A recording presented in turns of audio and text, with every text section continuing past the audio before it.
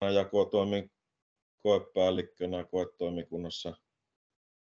Ja minulle sitten tämä webinaarin läpivienti lankesi. Mieluinen tehtävä sillä lailla, että tämä on varmasti sitä, mitä uudet harrastajat tarvitsee, ettei tarvitse ainakaan jännittää turhia eikä pelätä, vaan tietää, mitä suunnilleen tapahtuu. Sittenhän se on se ensimmäinen kerta, se jännittävin kerta. Joo. Käydään tämä ei ole mikään koulutusohje, eli miten koiria koulutetaan, varmaan siihenkin vähän viitataan ja kysymyksiä varmaan voi sinne meidän webmasterille Sanna Kokolle sitten, Sanna näkee niitä kysymyksiä, niin voi heittää sinne chattiin, hän voi heittää kysymyksiä, jos joku askarruttaa. Mutta kovin syvällisesti tässä ei koulutuskysymyksiin syvennytä. Se lähtee siitä, kun me koiran kanssa ollaan menossa kokeisiin, että mistä me löydetään se koe. No sehän löytyy koiramme tai tuolta Kennelliiton sivuilta, tapahtumakalenterista tai sitten meidän mainiosta Saksan seisojakerhon tietokannasta. Siellä on lueteltuna päivämäärien mukaan vesikokeet, siellä on kairkokeet vihreällä ja vesikokeet on tuommoisella sinisellä. Nyt tässä ei näy kun noita vesikokeita kuin tuo ajanjakso, mikä tuossa on tuo. Ilmoittautuminen näkyy tuolla oikealla. Jos on sähköinen ilmoittautuminen netissä, niin näkyy tuossa oikealla tuommoinen sininen laatikko. Siitä painasemalla pääsee ilmoittautumislomakkeelle. Mutta kun avaa tuosta sinisestä Kair-vesityö-nappulasta, niin tulee tämän kokeen tiedot syvemmin, ja että kuka on tuomarina ja mikä on kokoontumispaikka tai mihinkä voi ilmoittautua, mihinkä puhelinnumeroon. Eli tarkemmat tiedot löytyy sieltä. On eri tyylejä, miten sinne ilmoittaudutaan. Tosiaan tuo netti-ilmoittautuminenkin on mahdollista, mutta sitä harvemmin vesityökokeissa näyttää olevan käytössä vielä. Että enempikin Kair-puolella on käytössä se. Tässä seuraavalla slaidilla on tämä netti-ilmoittautuminen ja sinne naputellaan koiran tiedot niin kuin kuuluu. Sitä tosiaan vesikokeissa harvemmin käytetään, mutta kyllä sinne etukäteisilmoittautuminen on suotavaa ja monesti se on vaadittukin, kun iltakokeissa varsinkin, niin siellä on rajattu määrä koiria, mitä voidaan ottaa, varsinkin voittajaluokkaan. Mutta nuorten luokan koiria yleensä kyllä sopii aika hyvin, että harvemmin sieltä vesikokeista tulee se kielteinen päätös, tulos, että ei pääsisi. Ja meillähän on kokeissa 3 luokkaa, niin Kair-kokeissa kuin vesi- ja jälkityökokeissakin. Nuorten luokkaan 9-24-kuukautiset ja avoimessa luokassa voi startata 9 kuukautta vanhemmat koirat, jos ei ole avo ykköstä.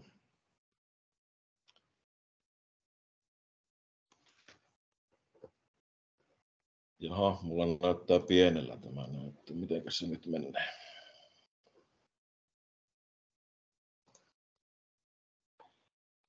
Mistä nappulasta mä nyt tämän saan isommaksi? Kertokaapa mulle. Voitko sä laittaa siitä sen diaesityksen päälle, niin silloinhan se näkyy koko screenin kokoisena se. No niin. Ootahan nyt diaesitys. Mistä mä laitan sen? Siinä ylävalikossa. Ylävalikostahan se tietenkin pitää nähdä tuosta. No voi nyt näkyy. Nykyisestä diasta.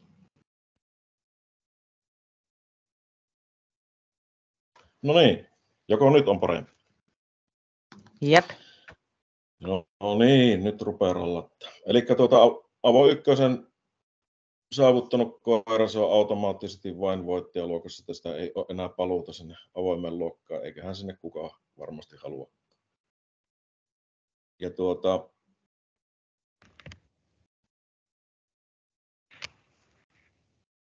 arvostellaan seuraavalla lailla nuorten luokassa. Lintu heitetään, siinä ei ammuta 10-15 metrin etäisyydelle. Ja jos koira lähtee luvatta, niin se alentaa arvosanaa. Ja sitä ei ole pakko tuoda sitä lintua, siitä voi saada, jos sujuvasti lähtee uimaan, niin voi saada ja ui hyvin ja käy linnun luona kattelemassa, mutta ei tartu, niin siitä voi saada jopa 2 pistettä. Avoimessa luokassa noutomatka on 40-60 metriä, josta siinä matkalta pitää yli puolet olla uitavaa matkaa. Siinä ammutaan siinä heiton aikana ja tuomarin luvalla koira laitetaan sinne noutoon ja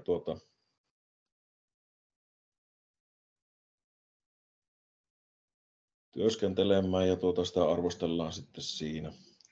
Paukkunoutoon, jos lähtee. Paukkunouto tulee siinä vaiheessa, jos koira ryntää veteen saakka. Jos se pysähtyy ennen vettä, niin se ei ole vielä paukkunouto. Mutta se vaikuttaa siihen arvosanaan. Armi. Se, mistä tuo koira lähetetään, niin siinä on noin 5 metriä rannasta. Kuitenkin reilu matka, että koira joutuu tai saa juosta muutaman hypyn ennen kuin se on vesirajassa. Voittajaluokassa sitten koiralle se ei näe sitä linnun heittoa tai vientiä sinne kaislikkoon tai vastarannalle. Ohjaajalle näytetään vain hakualueen rajat, missä se lintu oletettavasti on, ja niinhän se tietenkin pitää olla, kun se näytetään. Ja koira laitetaan siitä ilman mitä sen kummempaa kiihoketta niin työskentelemään sinne.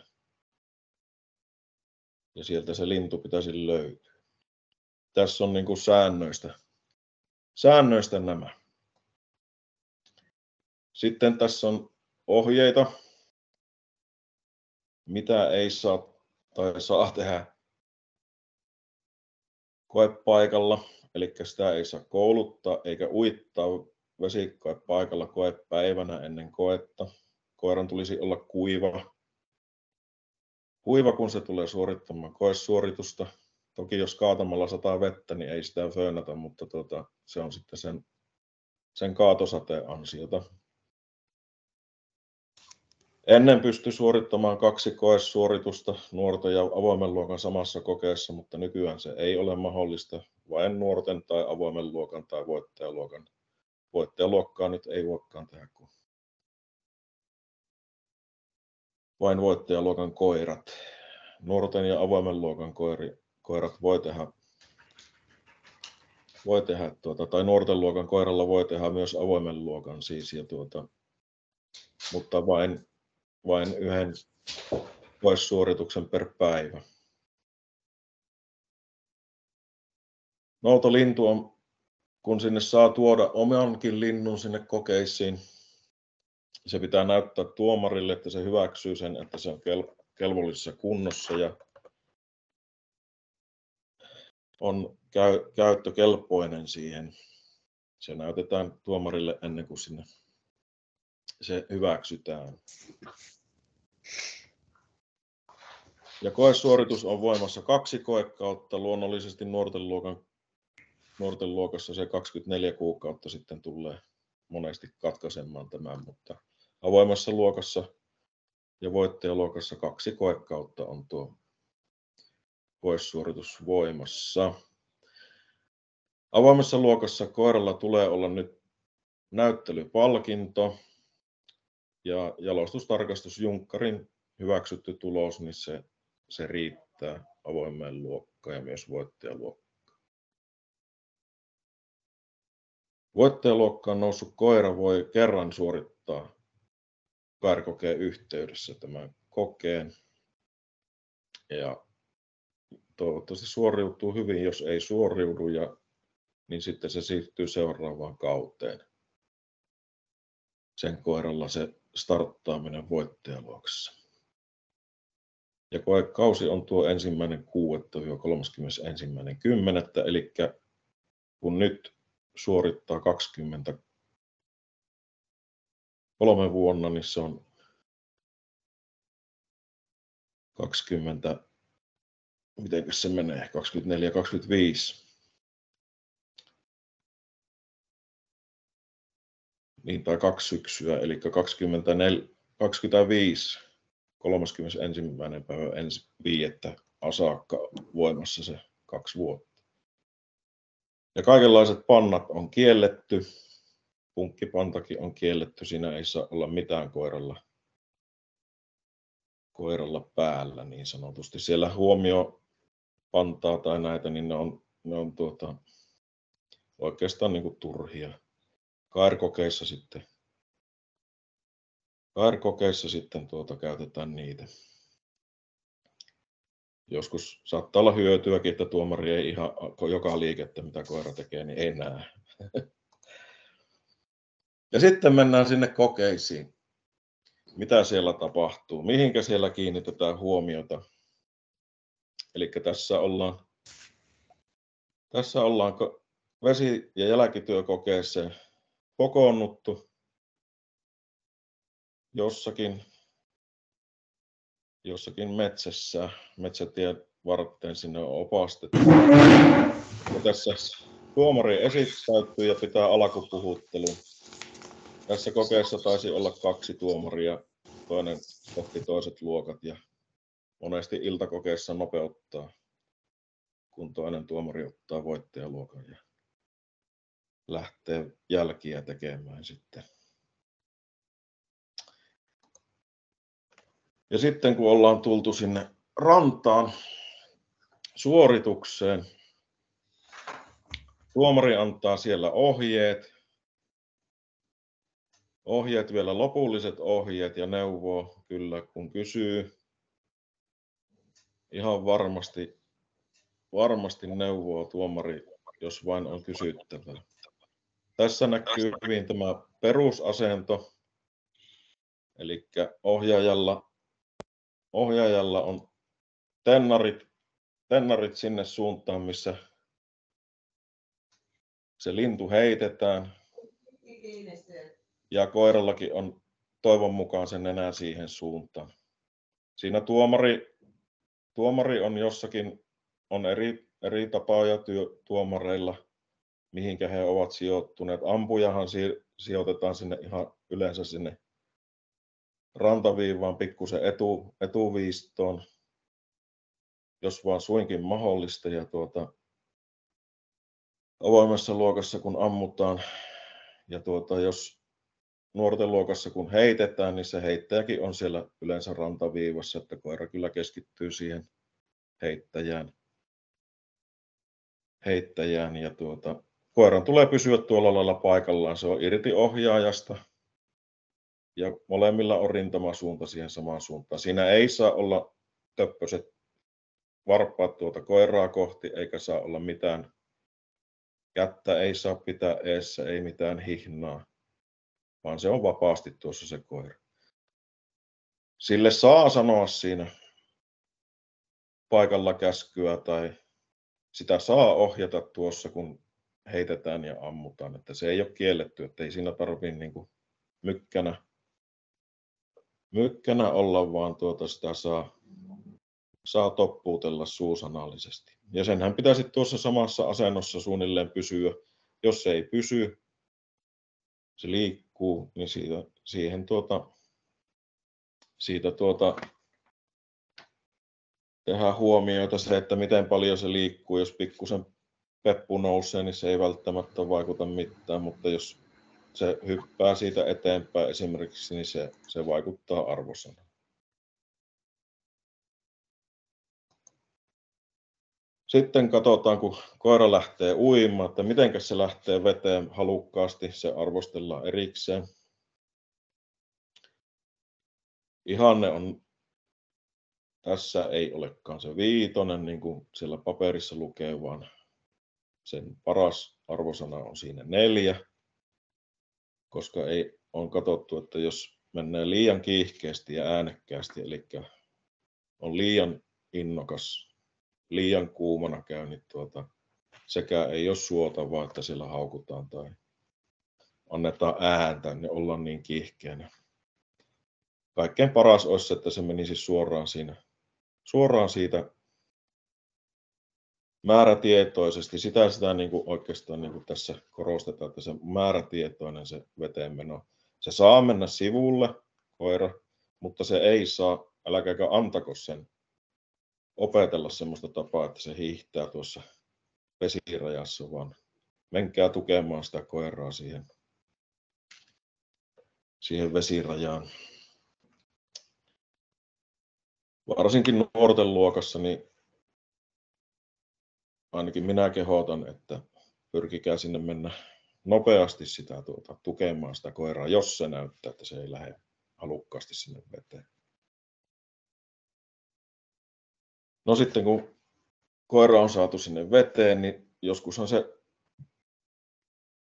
tykkää kääntyä ja katsella vähän ohjaajaa. Nuorten luokassa harvemmin, kun se heitetään siihen avoveteen se lintu.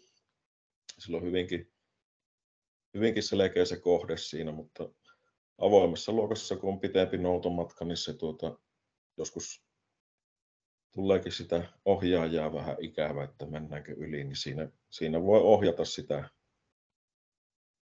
Ja jos se on perinteinen Saksan seisoja, niin sillähän ei ole tuo markkeerauskyky mikään mahtava, että se kun on hypännyt sinne veteen, niin se monesti on jo unohtanut, että missä kohti se olikaan se lintu. Se vaihtelee hyvin paljon koirilla, niin sitä saattaa joutua ohjaamaankin sitten. Niin jos sitä ohjausta tarvitaan, niin sekin arvostellaan, mutta usein sitä ei nuorten ja avoimen luokan suorituksissa kyllä tapahdu, että ne on hyvinkin suoraviivaisia tapahtumia. Nuorten ja avoimen luokan suorituksessa nimenomaan tämä paikallistamiskyky, kuinka hyvin se paikallistaa. Sen osa koirista menee aivan tikkana suoraan sille tippuneelle linnulle, osa kiertää tuulen alta. Löytääkö se kuinka hyvin sen? Se arvostellaan, tähän pannaan nämä ominaisuuspisteitä. Se, että jos se ei paikallista sitä kovin hyvin, niin se ei niin kuin sinänsä vaikuta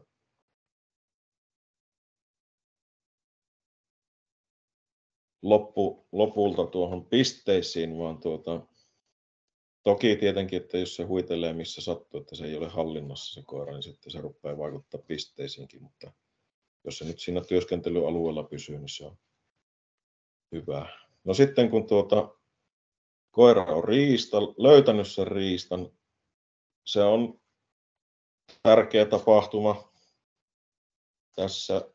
Siinä kohti tarkkaillaan sitä, että miten halukkaasti se ottaa. Jos se löytää sen linnun ja se jättää sen, se on jo paha virhe. Paha virhe sillä lailla, että siitä pisteitä ropisee. Sen pitäisi tarttua siihen halukkaasti ja määrätietoisesti lähteä kantamaan sitä. Joskushan siinä käy sillä lailla, että jos se menee suoraan tuolle linnulle ja kiihkeästi menee sinne, niin se ei ole muistanutkaan ravistaa sillä vastarannalla ja sitten sitä ravistetta, niin se tekee mieli puottaa se lintu ja ravistaa.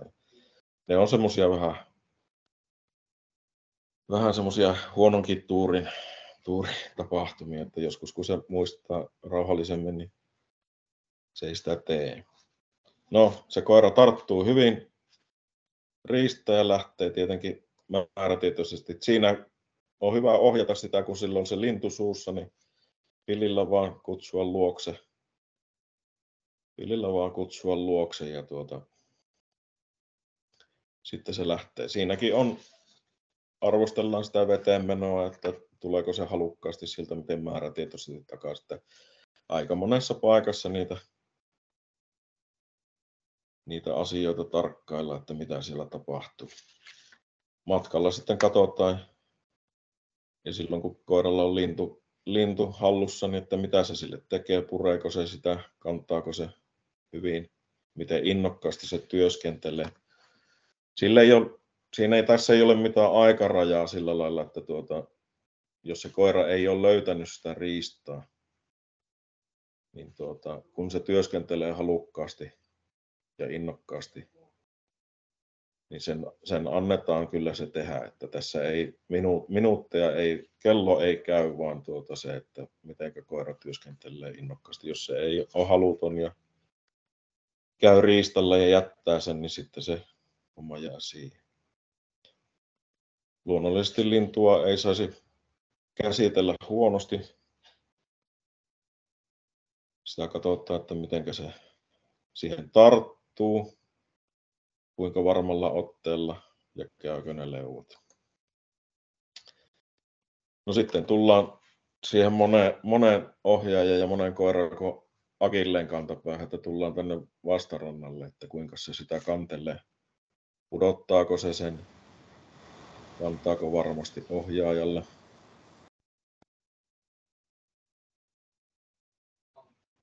Tässä tämä koira kantaa ihan mukavasti. Sillä on hyvä ote tuosta linnusta ja häntäkin näyttää olevan ihan tuolla ylhäällä, että se on varma siitä, että hän tekee hienosti. Ja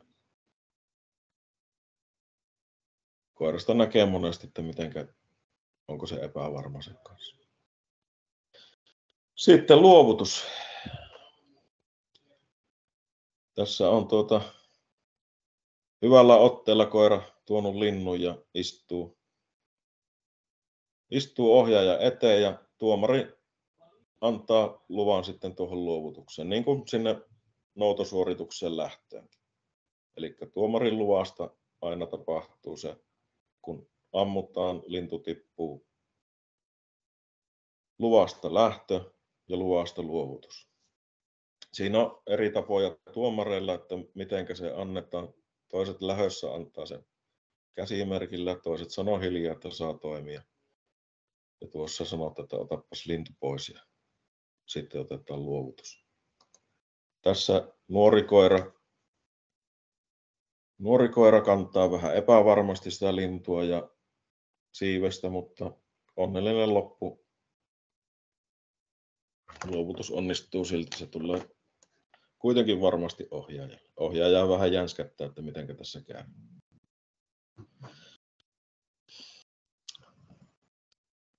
Ja sitten jälkityö tehdään voittajaluokassa.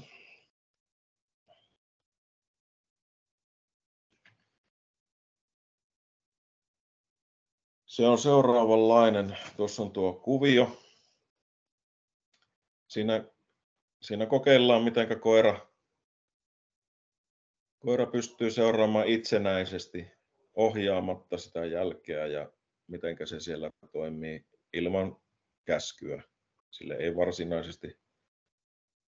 varsinaista käskyä enää siellä olla antamassa. Se on aika pitkä se suoritus sillä lailla, että siinä kerkiää kyllä, jos sille jotakin tuossa on käskyä annettu, niin se helposti on sillä jo unohtunut, mutta se hyvinkin luontaisesti sen sitten hoitaa niin kuin se on oppinut ohjaajalle tuomaan kaiken riistan, mitä se löytää. Ohjaaja määrätään tuohon yhdelle paikalle, missä on koiran lähetyspaikka. Siitä noin 20-30 metrin päässä, niin kuin meillä on auton ratissa kädet koko ajan 10-14, niin siinä sektorissa on se linnun tippumispaikka. Tuossa tuo katkoviiva kertoo tuolta vasemmalta, kun tulee, niin se jäljen vetäjän reitin, eli se tulee tuolta sivusta, tekee siihen semmoisen hajukentän, hieroo sitä lintua maahan, saattaa jonkun höyhenen pudottaa ja hissuksiin lähtee vetämään tuommoisen jäljen. Se on hyvinkin vaihteleva, ei se ole tuo kuvio, se on maastosta johtuen, jos tehdään metsään, harvempaan metsäänkin, niin mitenkä maaston muodot antaa myötä, että näkisi sitten mitä koira tekee, kuinka se sitä jälkeä ajaa. Jos tehdään suolle, pellolle, niin siellä se on hyvinkin paljon yksinkertaisempaa se havainnointi, mutta metässä on haasteita sillä. Ja tuohon sanon harjoittelu, että tehkää nuorillekin koirille jälkiä, mutta älkää kaavamaisesti suorittako, että tehkää kikkoja niille koirille, mutta yksinkertaisia helppoja jälkiä. Sitä koiraa saa ohjata niin kauan, että se koira on tuossa, se päästetään tuosta pisteestä. Ohjaaja ei saa lähetyspaikasta liikkua mihinkään. Se saa ohjata pillillä käskyin sitä tuohon sektorille. Ja kun se on löytänyt sen jäljen, niin tuomari sanoo, että se on jäljellä. Ohjaaja ja koira ei ole nähnyt jäljen tekemistä. Ne ei tiedä, missä se on se linnun tippumispaikka. Mutta silloin kun tuomari havaitsee, että koira ottaa jäljen, niin silloin sanotaan, että nyt suu suppuu ja sitä koiraa ei saa enää ohjata. Ja sitten kun se koira on löytänyt hienosti sen linnun sieltä, tai siellähän voi olla jänis tai pienpetokin siinä jälkieläimenä, niin kun se sen sieltä tuo sen riistan, niin kun ollaan taas tuossa 30 metrin säteellä, niin sitten sitä saa koiraa kehua ja kutsua sen luokse. Tuomari antaa luvan siihenkin, että nyt saa käskeä koiraa tai ohjata koiraa taas uudelleen. Ja siinä samalla lailla istuen luovutus. Tämä on minusta erittäin hyvä ja metsästyksellinen nykyään tämä jäljelle lähetys ja erittäin toimiva. Jokaiselle koiralle tehdään oma jälki, että sitä jo luokan koirille. Ja tuossa minä kerroinkin tämän slaidin, että sen ei tarvitse mennä ihan suoraan jälkeä pitkin, mutta se riippuu vähän siitä, että miten koira ajaa. Joku ajaa tarkasti jälkeä pitkin, toinen käyttää ilmajälkeä ja se usein menee pikkusen jäljen vierestä, mutta se tekee sen saman kuvion ja harhautuukin joskus pikkusen, mutta heti kun se korjaa, niin siitä ei sitä rangaista pistemenetyksillä. Jos se palaa sieltä tai se jättää sen jäljen ja sitä käsketään uudelleen, niin silloin se katsotaan niin kuin uudeksi lähetykseksi. Ja jos se tulee pois sieltä, lähetetään toisen kerran, niin se voi saada arvosanaksi 3 ja 3. kerralla korkeintaan 2. Ja mitään sen kummempia varusteita sille ei saa pukea kuin muutenkaan vesikokeissa.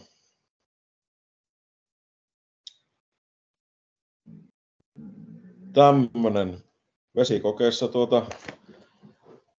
pyritään saamaan selville se, miten koira pystyy noutamaan noutosuoritukseen tämmöisessä varmasti sorsastusta kuvailemassa tilanteessa ja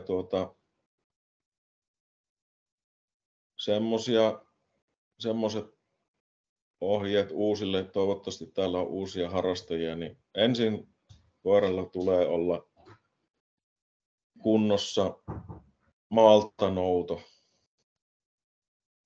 kuivalta maalta nouto.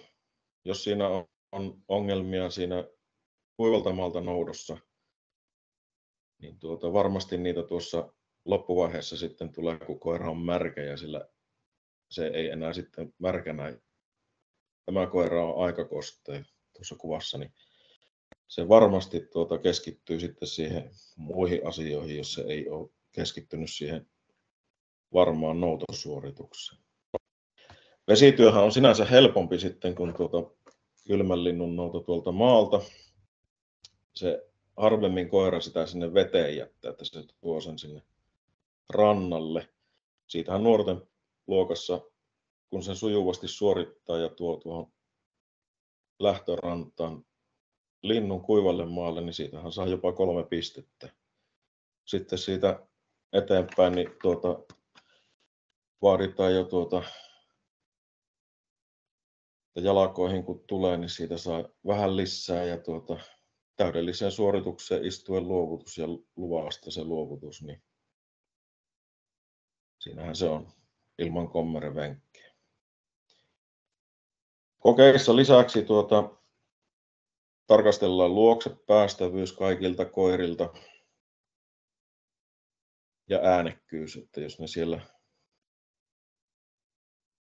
kovin on äänekkäitä, niin siitä, mutta vesikokeessa harvemmin pystyy semmoisia havaintoja tekemään. Se on kairikokeitten juttu kyllä enemmän. Paukkuarkuushan siinä tulee esille avoimessa luokassa, kun ammutaan sitä, se kans arvostellaan. Tuossa nuorten luokassa, vaikka siinä ei ammuta, niin tässä ennen luki, että pysyy paikalla ammuttaessa, mutta nyt se on pelkästään paikalla pysyminen, että siinä ei ole sitä ammuttaessa niin sotkemassa enää, niin se katsotaan siinä, mutta avoimessa luokassa tosiaan niin se ampuminen on siinä. Se ei kyllä sinänsä ole mikään iso juttu yleensä koirille se ampuminen, kun siellä lintua heitetään. Ne äkkiä oppii, kun muutamat treenit tekee. Joo, onko mitään kysyttävää tästä esityksestä?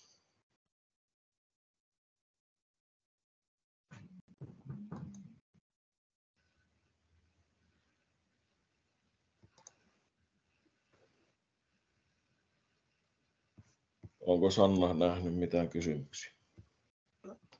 Se sellainen kysymys tässä olisi, mutta ilmeisesti tuo osoittamisoikeus, kun se näyttelystä pitää olla palkinto, niin tarkoittaako se, että vain sitten hyväksyttyä tulosta vai täytyykö olla joku? Ei, kyllä se, onko se H nyt se heikoin vai T? H hyväksyttyäksi. Tyydyttävää vai mikä se on, kun mä oon niin huono noissa näyttelyissä käymään. Mutta junkkarikin jos nyt käy. Niin, ajattelin juuri huudella täältä taustalta, että riittää, että se on saanut jotain muuta näyttelystä kuin Eva tai Hyl. Eli kunhan se saa tuloksen. Joo, okei. Okay. Ja sitten myöskin nyt viime vuodesta alkaen niin junkkari ja nämä meidän jalostuskatselmukset rinnastetaan koiranäyttelyyn. Eli junkkarissa, jos on koira käynyt ja saanut sieltä hyväksytyn, niin sillä pääsee sitten avoimen luokan kokeeseen. Joo, okei. No, kiitos.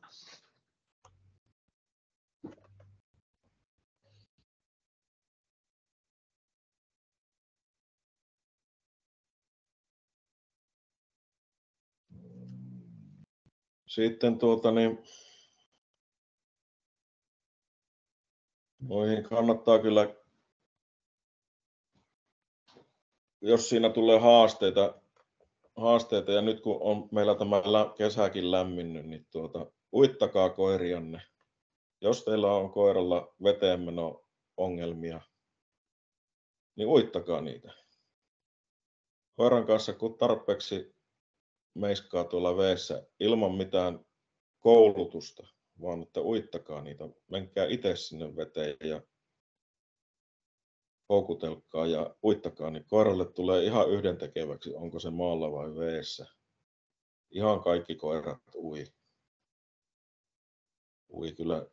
Tietenkin poikkeustapauksia on ja aina on jokaisen koulutusohjeeseen niin löytyy se koira, että millekä ei ole tarvinnut jotakin tehdä, mutta poikkeuksetta kyllä mannermaiset kanakoirat menee veteen, kun niiden kanssa kehtaa, jos siinä on haasteita. Nuorten koirien kanssahan siinä uintityylissä voi olla haasteita, että se polskuttaa. Silloin kun nuori koira polskuttaa etujaloilla ja ui pystyssä, niin se ei silloin kyllä oikein hyvin pysty siihen, vaikka sillä intoa olisikin noutaa, niin se ei pysty siihen oikein hyvin keskittymään. Ja jos se lintu on vähänkään märkä, joka meinaa painua umpisukkeloon, niin sitä ei ole niin helppo sieltä löytää. Niin siihenkin löytyy keinoja, että miten se koira saadaan hyvin uimaan. Että itsellä on joku koira ollut, että se ei ole takajaloilla oikein potkinut, niin sille auttoi pelastusliivi. 15 metriä, kun se meni pelastusliiveillä, niin se ui hienosti ja koko loppuikänsä. Ja jotakin polskuttajaa on pitänyt uittaa vaan niin kauan, että se ei oikein enää jaksa polskuttaa, niin se hoksaa, että tämä on turhaa hommaa. Niitä on niin, jokainen koira on yksilö ja pitää käyttää mielikuvitusta siihen, että kuinka sen saa. Suurimmaksi osaksi ne saattaa polskuttaa menomatkalla, mutta sitten kun niillä on vähän painavampi lintu suussa, niin se polskutus unohtuukin. Ja tuleekin hienolla tyylillä ja siinäkin jopa oppii sitten se huonon tavan pois.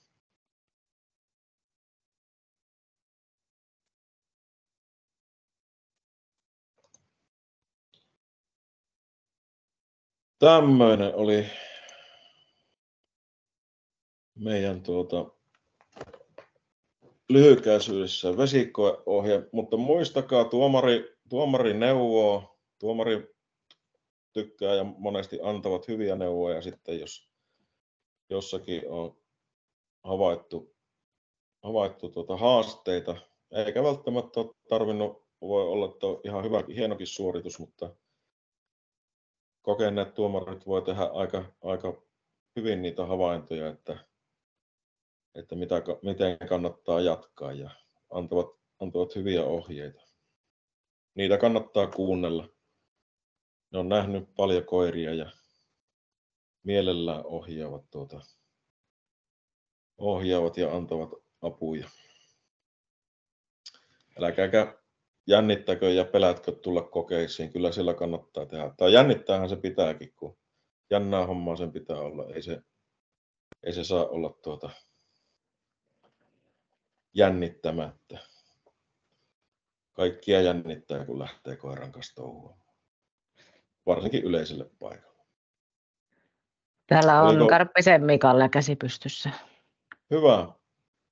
Mika, annahan tulla. No niin, hyvää iltaa kaikille ja kiitoksia Jukka hyvästä esityksestä. Kertoisitko vielä tuon kokeen päättymiseen liittyvät koetuloksen tallentamisen ja ehkä lyhyesti niin kokeesta poistumisen tai vastaavan, että käytännössä kokeet ovat aina niin kuin eri suorituksia. Joo, Pölläsen Heikki laittoi tuossa kommentin, huomasin, että siinä katsotaan, kun koira tulee vedestä, se ei saa ravistella missään luokassa, myös nuorten luokassa se ravistelu on virhe ja se on määritelty sillä lailla, että ravistelee voimakkaasti. Ja milloin se koira ravistelee voimakkaasti, niin sehän on aavistuksen semmoinen, mutta itse olen pitänyt semmoista rajaa ja sitä joskus on ylituomaripäivilläkin puitu, että silloin kun se pysähtyy ja se menettää tai se ei enää määrätietoisesti tuo sitä, se keskittyminen muuttuu siihen ravisteluun, niin silloin se ravistelee voimakkaasti. Ja jos se siinä liikkeessä, kun se ravilla tulee, niin pikkusen puistaa, niin se ei silloin välttämättä ole vielä voimakasta, mutta se on tuomarin ratkaisussa, että mitenkä ne korvat heiluu ja oliko se voimakasta. Mutta siitä tarkkaillaan ja siinäkin niin koiran vauhti ja mitenkä sen saa tulemaan vauhdikkaasti ja mielukkaasti ohjaajan luo, niin se on parempi kuin että sitä komennetaan kovasti. Että siinä monesti tehdään virhettä, kun sitä oikein kovasti koulutetaan ja käskytetään siinä, että ei saa ravistaa, niin siinä saadaan vaan vahinkoa aikaiseksi.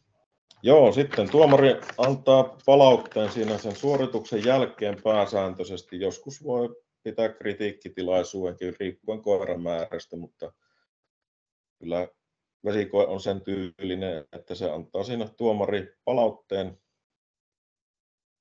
palautteen heti, onko havainnut jotakin ja antaa ohjeet. Ja suusanallisesti sanoo, että mitenkäs tässä pisteitä tuli. Ja sitten ne kertoimella on käytössä tuolla KR-kokeessa. Eli nuorten luokassa, jos on saanut 5 pistettä, täydet pisteet, niin silloin 15 pistettä sitten kasassa siellä KR-kokeessa. Avoimessa luokassa se on kerroin 4 ja siitä tulee 20 pistettä sitten sinne. Se on avoimessa luokassa nouto ja vesityö on korkeassa arvossa. Nuorten luokassa se on pienemmällä siellä hakua ja riistatyötä. Sitten KR-kokeessa enempi arvostetaan. Ja tänä päivänä tuomari näppäilee suurilta osin suoraan siinä rannassa tabletilla ne tulokset tietokantaan. Se koe on avattu sinne ja lisätty koirat sinne tietokantaan tai sitten viikon kuluessa siitä kokeesta niin näppäilee tulokset sinne ja arvostelut näistä koirista. Ja usein vesikokeesta niin on sitten, jos ei ole tämmöistä kritiikkitilaisuutta, niin voi poistua siitä, kun on saanut suorituksensa tehtyä. Tietenkin mielenkiintoista on, jos on hyvä paikka seurata, niin miten muilla menee. Siellä on kokeessa aina määritelty paikka, mistä koetta voi seurata ja missä odottavat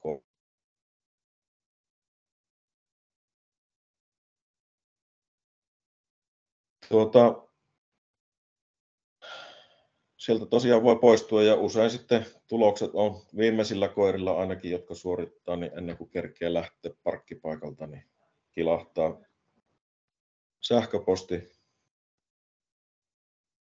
kännykkään, että koirallisi on lisätty tulos tietokantaan. Ja sieltä sen voi esittää sitten kokeessa, kun menee KR-kokeisiin, niin sen voi sieltä tietokannasta, voi sen tulostaakin sieltä, jos sen haluaa talteen, mutta siellä se on tallessa ja sieltä sen voi esittää. Tämä ei mene, vesi- ja jälkityökokeet ei mene Kennelliiton tietokantaan. Siinä oli haasteita sen Kennelliiton tietokannan toiminnassa ja siitä luovuttiin, että niitä ei sinne tallenneta, mutta kaikki vesikokeet tallennetaan meidän tietokantaan. Saksan seisojakerhon tietokantaan. Tämmöinen. Oliko riittävä selvennys? No Mika vielä kysyy oikeastaan semmoinen, että jos inhimillinen virhe tuomarilla sattuu ja huomaatte sen kokeen jälkeen sitten, että kun te saatte sen sähköpostin ja katsotte sen oman koiran suorituksen, niin jos siellä on inhimillinen virhe sattunut, niin miten siinä tapauksessa toimitaan? Kyllä minä ottaisin puhelimen ja kilautustuomarille, että oliko tässä tämmöinen virhe, että tapahtuuko siinä näin. Niitä voi sattua. Se ei ole mikään ihme että jos on jossakin, senhän voi tuosta, kun tuomari kirjoittaa tänne tuomarin kertomuksen. Eli täälläkin mulla on kädessä paperi, jossa hieman arppoo veteen menoa, muuten moitteeton suoritus, niin sehän on siellä veteen menossa sitten se ominaisuuspisteet on heikommat. Ja jos siellä ei ole mitään mainintaa siitä, että siinä olisi jotakin haastetta jossakin ja se on lipsahtanut ominaisuudet esimerkiksi väärään ruksiin, niin tai että siitä virheestä ei ole mainintaa, niin kyllä yleensä tuomari perustelee sillä lailla tuomionsa ja pitääkin perustelee, että mitä siinä on tapahtunut. Siinä se yhteisymmärrys kyllä on siinä rannassa, mutta tietenkin näissä voi aina tapahtua virheitä, jos varsinkin jälkeenpäin siellä tekee sitä, niin mutta harvemmin näissä mitään isoja kyllä ne pisteet yleensä on ainakin oikein. Mutta jos siinä on virhe, että on sanottu 5 pistettä ja siellä ei olekaan, niin kyllä siitä kannattaa kilauttaa, että miten se menee. Yleensä se oikeaa sillä lailla.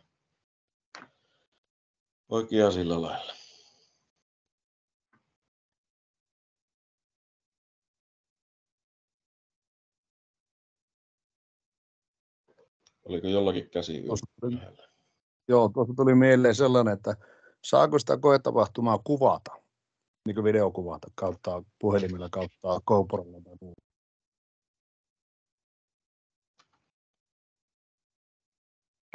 Minä voin huudella täältä, koska... Niin. Siis, Anna mennä. jos me katsotaan tiukasti lainsäädäntöä, niin julkisella paikalla olevaa tilaisuutta voi kuvata, mutta sitä videota ei voi julkaista missään. Eli sä voit omaan käyttöön kuvata, mutta sä et saa julkaista sitä missään ilman, että sulla on jokaisen siinä esiintyvän henkilön lupa. Tämä on lyhyt ohje tähän asiaan.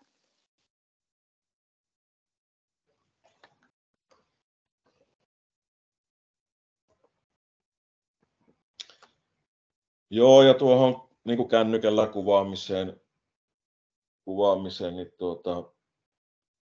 vesityö, mullakin niitä tähänkin oli, etiskelin videoita, että olisi laittanut videon, minkälainen vesityösuoritus, niin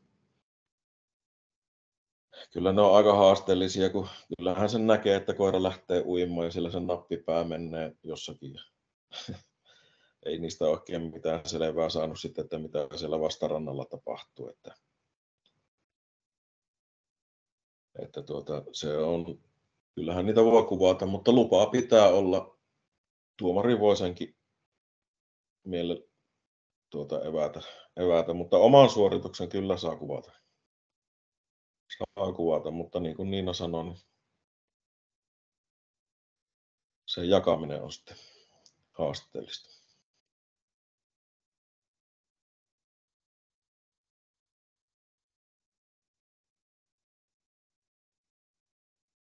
Tuliko vielä mieleen,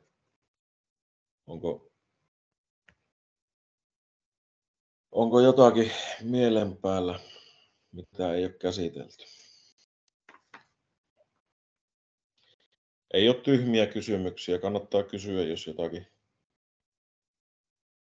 haasteita jossakin on.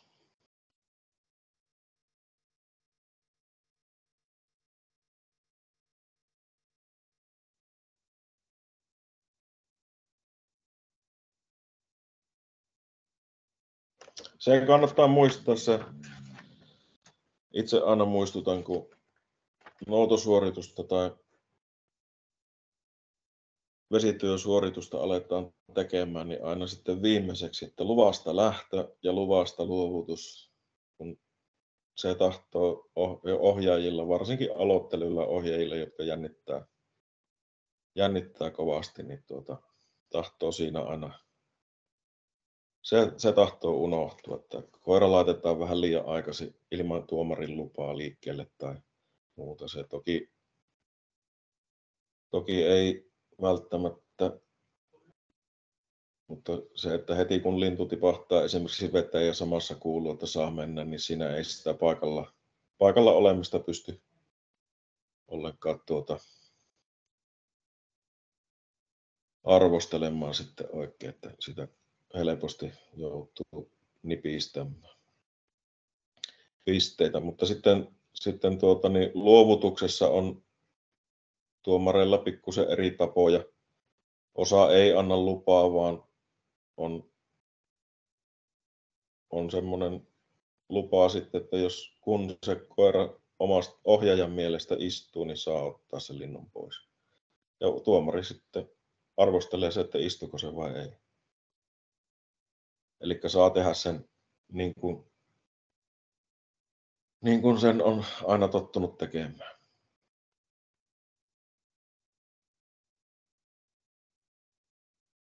Mutta maaltanouto laittakaa uudet ihmiset niin ensin kuntoon ja sitten ruvetkaa vaatimaan sitä tai harjoittelemaan sitä vesityötä oikeasti. Ja älkää kyllästyttäkö niitä koiria, että älkää heitelkö niille. Harjoitelkaa, mutta vähän kerrallaan. Siinähän se vesityöharjoittelun työläisyys onkin, että ajetaan johonkin tuonne lammenrantaan. Saattaa olla, että se ei ole ihan lähellä se hyvä paikka, niin käydään kerran tekemässä ja lähdetään pois. Kun se hyvin menee, niin silloin kannattaa lopettaa. Sitä on turha kaivaa sitä verta nenästä ja se 4. tai 5. kerralla, niin se on koira jo kyllästynyt tai siihen rupeaa tulemaan jotakin ongelmia, niin sitten me lähdetään ongelmien kanssa kotiin.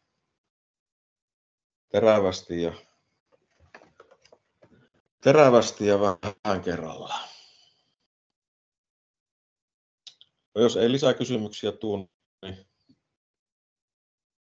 päätetään tähän. Oliko vielä jotakin? Oli hyviä kysymyksiä kyllä nuo, mitä tuli.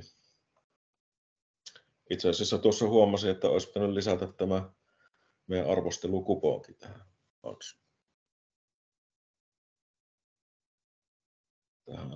esitykseen.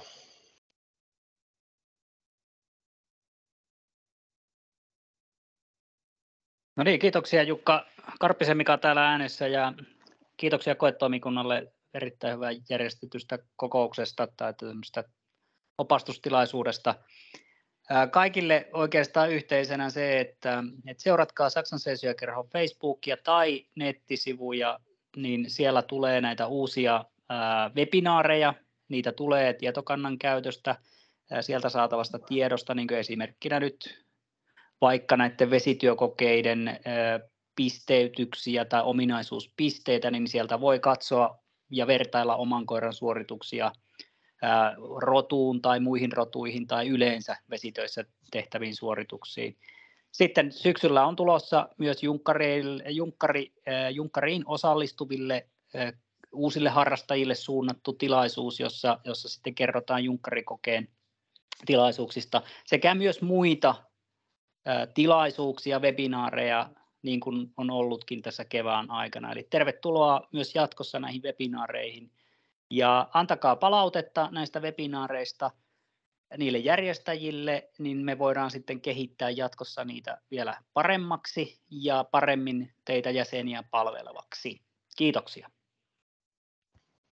Joo, se junkkari-webinaari on sitten syksyllä.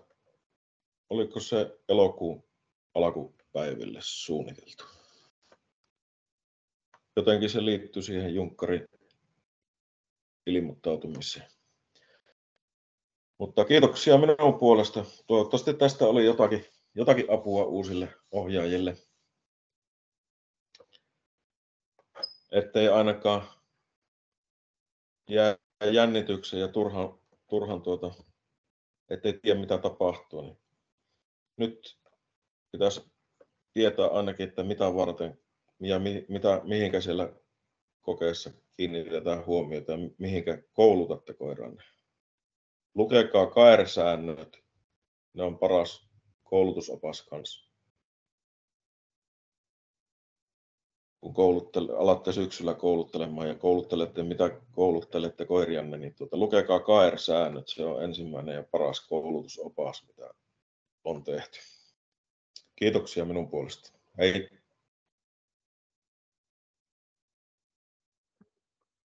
Kiitos. Kiitos.